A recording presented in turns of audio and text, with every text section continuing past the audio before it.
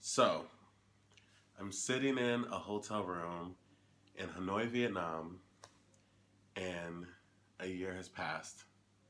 I can promise you one thing, I know for a fact, I never imagined I'd be here now. What's up, y'all? This is RiahDude, and welcome back to my channel. So, I want to quickly do a 2018 wrap up. Man, this has been one of the craziest years of my life, and I wanted to share it with all those who are following my experience traveling, as well as any new people that will just happen to come across this video as the new year's wrapping up. So, currently I'm here in Vietnam, and I'm an English teacher, and that's happening. But at the beginning of the year, I thought I'd be in this whole other path. So I'm freshly 26. My birthday is December 23rd, so every time we go into the new year, I'm very fresh in my age. But I'm 26, and I realize, I'm working a pretty good job, but it's not the career I want to be on. So I had to make a decision. I was like, you're getting older and older, and you can't make excuses about college keeping you in the city, or friendships, or trying to do music with people. So I made the decision. I quit my job, I packed my bags, and I left. I left the country. And one thing about me, I'm always thinking of ideas and always thinking of ways that make me happy or things I could do with my life. And a lot of people didn't believe me when I said I was gonna go, because I was like, guys, I'm gonna move, I'm gonna go teach in another country. And they was like, yeah, whatever. But within 2 weeks of applying, I got all my documents together, and I was out. I was on a flight to South Korea, and so I moved to South Korea. Songnam, South Korea. I was teaching, loving it. I actually came over there part-time, so I actually had a lot of free time to travel and see my neighborhood in the area and kind of explore the city. I met some great people. I had some incredible experiences in Korea. I got to be outside my comfort zone and kind of realized I was very codependent on people. Always my best friends going to grocery stores with me or going to events. I never went anywhere alone, and that had to change. I was in a whole new country, so I couldn't be about that anymore. But I had a great church family. I loved the coworkers I worked with. They really helped me, travel and take advantage of being in Korea, and I'll be forever grateful.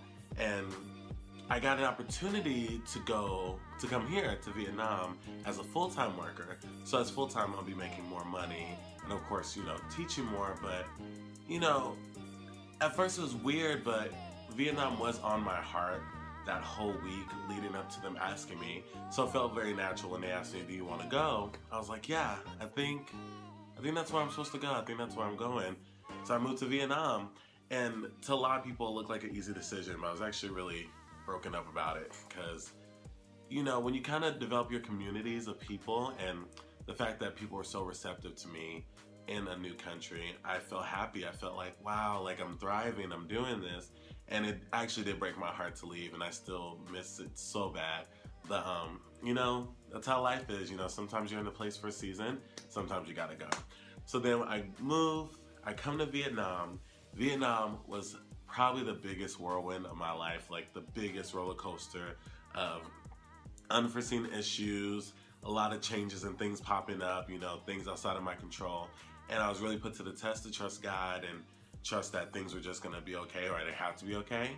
And I think for the first time, and this might sound sad, I was really tested as a man to be like, hey, you're responsible for your life. You gotta have your things in order. If this falls through or something happens, you can't, cower away. You gotta get it together. So I think being here, almost being isolated, because I started off with a lot of friends, and then people either left or got sick and all these crazy things. So I actually have the smallest community of people here than I've ever had in my life. And I think that I'm really careful to put things on Jesus, because I don't want to play these games. But I really think God has me isolated to really show a lot of sin and issues and struggles I have in my life. And that's kind of what's happened. I've kind of started to see myself in a different light of, I don't like those actions that you do. I don't like that you do this, or I don't like that this is your mentality towards these things, or that you don't have much self-control, or just things that, happen in my life. And I kind of found myself pushing myself away from God and looking for a lot of things to satisfy me and looking for joy in so many things outside of God. And of course, it all proven to not be able to do it. And I had probably the roughest season of my life was here. And it's not tied into Vietnam, it just has happened here while I was in Hanoi. And just kind of recognizing depression or recognizing anxiety or recognizing, how I view my body has had control over so many things in my life, but also traveling in ways I never thought imaginable, being able to see things and do things that I never really considered. That was the plus, but the negative was all the things I'm starting to realize.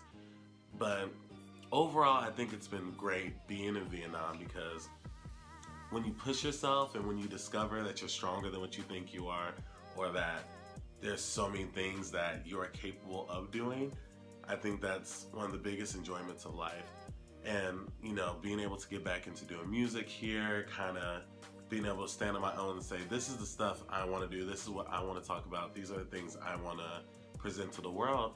And if it's not successful, if it doesn't make it, then I did what I wanted to do versus what I think someone else wants to do. And I think that's really going to leak over into how I view my life this coming up year. And for us in Vietnam, literally in a day. Like, tomorrow's Monday, and that's New Year's Eve, so Tuesday's the new year. But just kind of realizing that every time I've tried to live a Christian life, every time I felt like, okay, God, I'm coming back to you, it's been very surface. It's been, oh, just listen to more gospel music, or just don't watch these shows, or just don't cuss, versus actually digging in and wanting to live a life of holiness. Granted, that might seem random that I just jumped into that topic, but this whole year has taught me that my whole longing has been for God, and I've tried to put it in moving to these countries and moving to these other places, and none of that satisfies me. Being in Korea alone didn't satisfy me. Having these friends alone didn't satisfy me. But the fact that when I was plugged into God, when I was plugged into a Christian community, that satisfied me. That made me feel like I was living a life worth living, And I really think my focus for this next year is to really think about, what does it look like for me to live holy? What does it look like for biblical manhood? I never considered that, and it's crazy. I've been in church, like, my pastors talked about it. I'm sure, like, everyone has talked about it, but this whole year it clicked to me. It's like, I don't know how to live this way.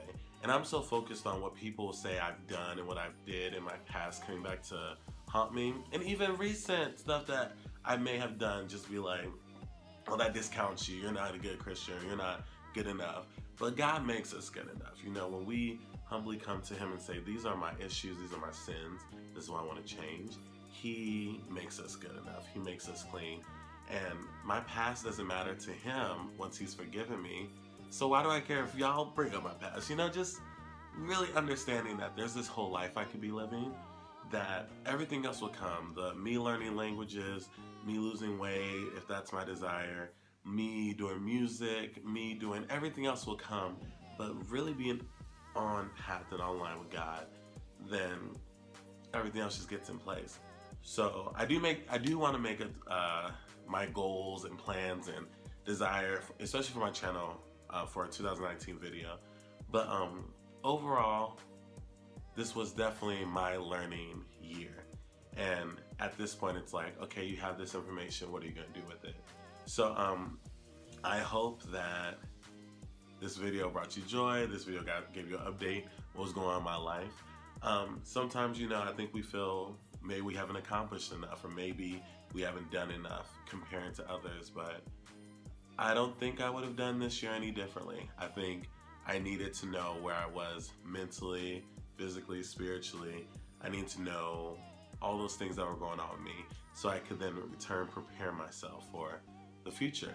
And I just turned 27 a week ago, and freshly going into the new year, 27-year-old, and it's gonna be good. I'm really excited. I'm really happy. and I will be in this hotel apartment in Vietnam teaching, and we'll see what happens next. But if you care about my journey, care about all the things I'm doing and things I've done, because I have videos that I've not been on my editing grind, but I have videos coming this week. So, you know, if you like it, like, subscribe, share, join the family, and thank you so much for watching. Peace. I'm still in the frame.